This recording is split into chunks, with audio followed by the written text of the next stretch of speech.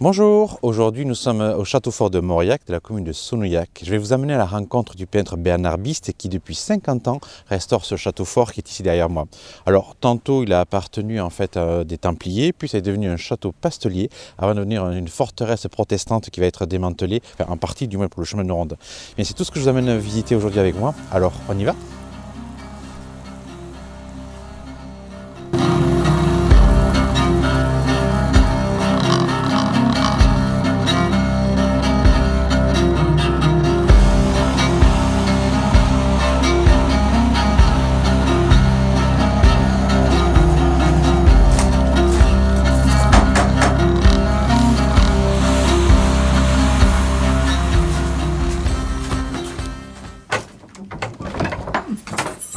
Oh, tu m'as crevé. Bonjour. Tu vas bien? Très bien. Merci beaucoup de nous accueillir. T'as vu le temps qu'il fait? C'est dégueu. Allez, rentre.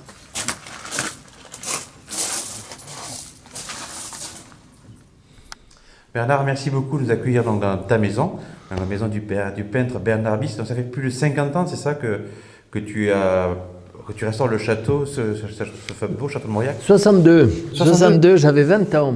Wow.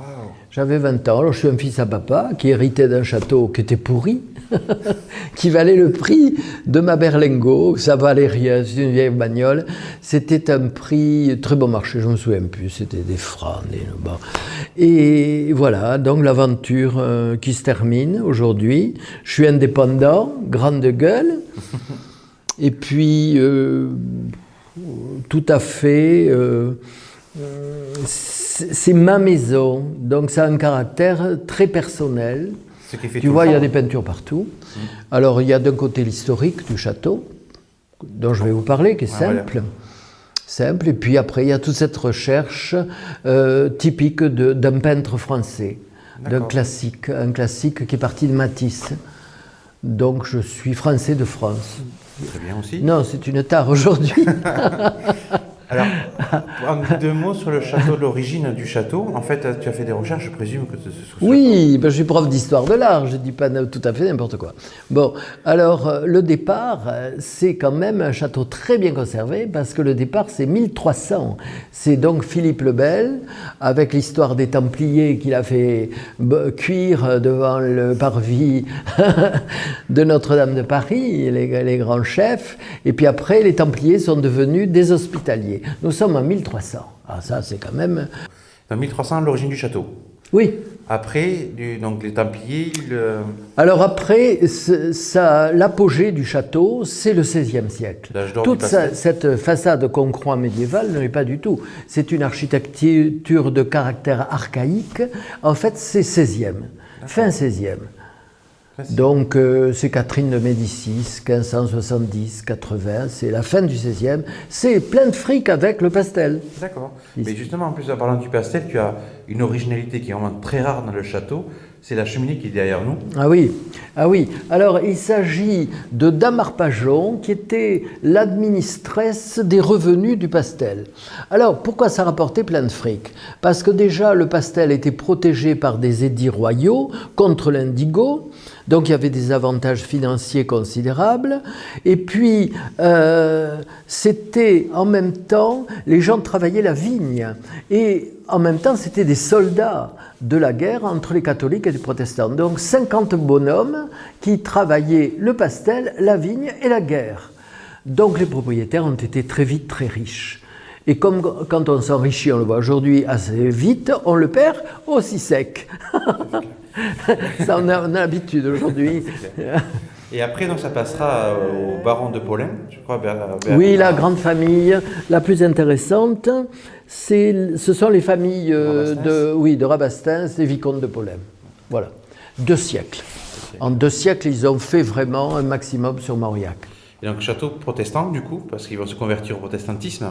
Tout à fait. Alors donc, la revanche du duc de Joyeuse, envoyée par Henri IV, qui avait trahi ses premiers amis, comme c'est aussi fort classique en politique. Donc c'est toujours la même histoire. Et puis, donc destruction importante commandée par Richelieu.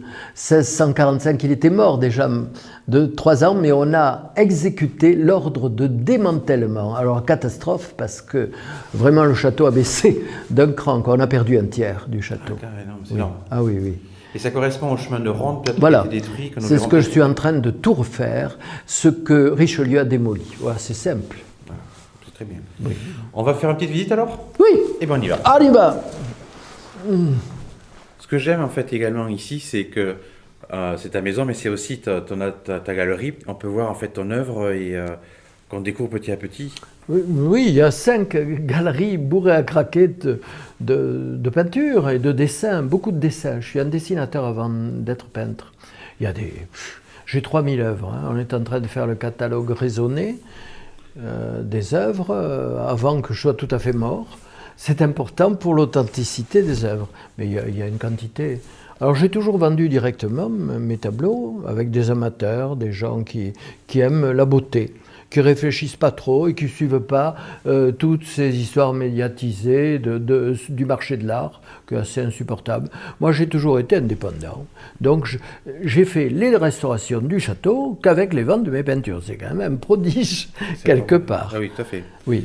Et tu as eu des prix aussi en Chine? Oui, rien à foutre de ces prix. J'ai eu le premier Grand Prix en 99 à Archina, septembre 99 à Beijing.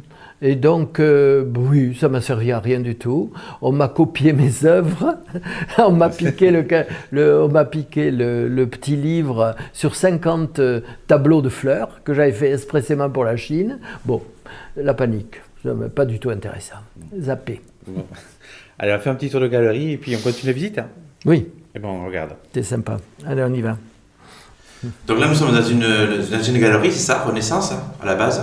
Oui, on voit bien l'arcade. Alors, ce sont des anses de panier qui sont typiques de cette fin du XVIe et qui a été rajouté à un bâtiment plus ancien qui est là. Le Moyen-Âge, 14e est là. On va aller voir. Mais d'abord, il y a un petit personnage qui nous a rejoint. Charmant petit personnage. Qui est-il? Qui es-tu? Alors, je suis le petit-fils du propriétaire du château. Du vieux qui est derrière moi.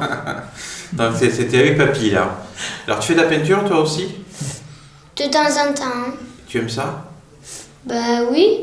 Bon. Et ça te plaît, lui, quand tu as un si beau château? Bah après, il y en a beaucoup qui sont jaloux, mais... Bon, il faut les laisser faire. Il faut les laisser parler. Bon, on va continuer la visite. Tu nous suis avec nous ou tu repars? Tu veux faire quoi? Tu restes avec nous? Tu sais pas. Donc là, nous sommes maintenant dans le grand salon d'honneur, un salon d'apparat, c'est ça? Mais qui n'était pas du tout dans cet état-là quand tu as acheté le château.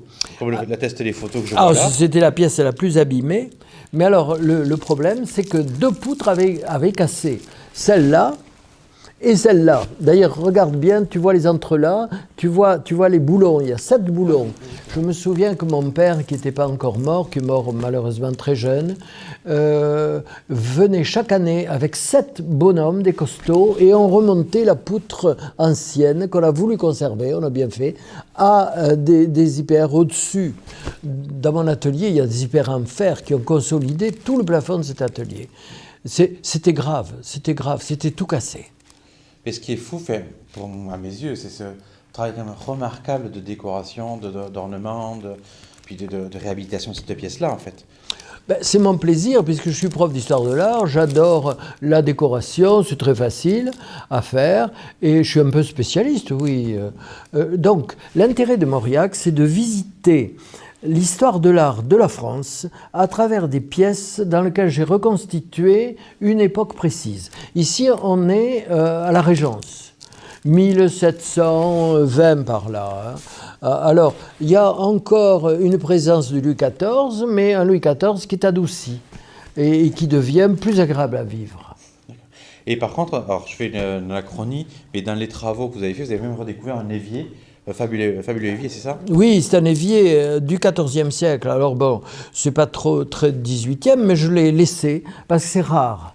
c'était un évier où on avait l'eau chaude en permanence. On prenait les braises de la cheminée et on pouvait chauffer, il y avait un appel d'air. Tu vois la grosse pierre que j'ai mis là, je l'ai bouchée pour pas avoir justement l'air, mais il y avait un appel d'air et on avait les braises chaudes qui alimentaient l'eau chaude en permanence. Et donc désormais, ce sont des appartements? Oui, c'est loué sans arrêt. D'ailleurs, ce soir, j'ai des locataires adorables. Et oui, les gens aiment de plus en plus à s'isoler dans cette espèce de beauté de l'histoire. Tu viens, Christian, on va visiter l'atelier. L'atelier, c'est tout à fait privé. Excellent. Voilà, on a de la chance. Allez, Excellent, on y va. On y va. Vas-y, allons-y. Respire. Et donc là, Bernard, c'est la maquette? Oui, c'est un outil de travail. En fait, c'est une maquette très précise. 1 mètre en réalité, c'est-à-dire la hauteur d'une fenêtre, fait 3 cm sur cette maquette. C'est parfait comme outil parce qu'on peut faire les devis très précisément. Et puis, on voit là où on va, parce que c'est une restitution, c'est-à-dire il n'y a pas de documents, il n'y a pas de gravure ancienne pour ce petit château. C'est pas comme à Versailles où on a tous les documents, avec du fric on refait impeccable. Ici, on invente. Donc, difficile, donc les officiels ne me suivent pas, j'ai jamais un rond pour faire cet énorme travail après les démolitions de Richelieu. Je refais tout. Toute cette partie supérieure. C'est difficile. Le grand projet touristique, effectivement, c'est de faire monter mes touristes qui auront le vertige là-haut. Mais c'est magnifique parce que c'est la position stratégique de départ du château. C'est toute la forêt de la Grésine qui était surveillée et qu'on aperçoit magnifiquement. On voit le donjon de la cathédrale d'Albi, on voit le clocher en haut, et on voit de l'autre côté Castelnau-de-Montmirail dans la forêt. C'est somptueux. Et ça, je voudrais arriver à l'ouvrir au public. C'est un effet panoramique exceptionnel. Donc là, quand même, moi j'aurais le vertige. Ah, ça ne m'étonne pas que tu aies dit. Je te pousse parce que j'ai pas fait tout ce boulot que pour que tu ne montes pas jusqu'au sommet du Tarn. On ira. Bon, toi, merci beaucoup Bernard pour cette visite fabuleuse. Et puis promis, j'essaierai de monter. Je te pousse. Bon, on va y aller. Merci beaucoup encore. Quant à vous, je vous donne rendez-vous très vite pour une nouvelle aventure. À bientôt.